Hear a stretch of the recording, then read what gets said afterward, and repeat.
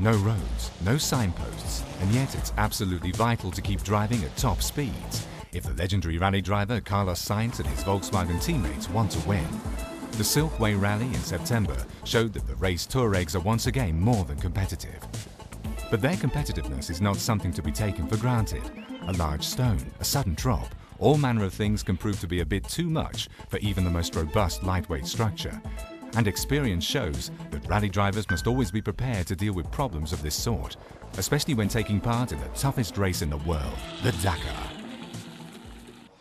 Well, I mean, in a race like the Dakar Rally, which is so long, 2 weeks, many things can happen, and you can damage a part of the suspension, or something small can happen, and it's important to know how to change these parts quickly.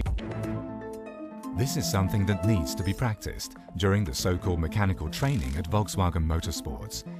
In an emergency, every movement has to be familiar. Every screw must be an old friend.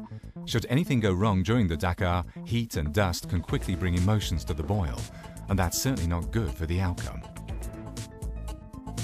Sometimes, you get stressed, but okay, we must know, have a good relation, together, and I know my job exactly, and Timo also, he know his job.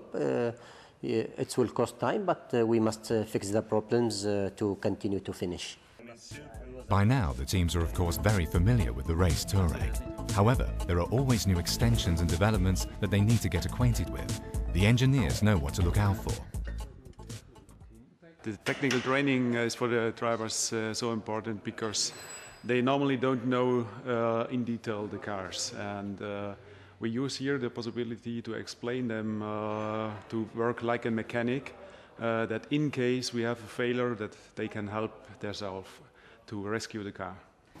Of course, the Touareg teams take along spare parts, from spare wheels to the drive shaft, each tuned to the hazards expected along the next stage of the race. And of course, they have the necessary tools.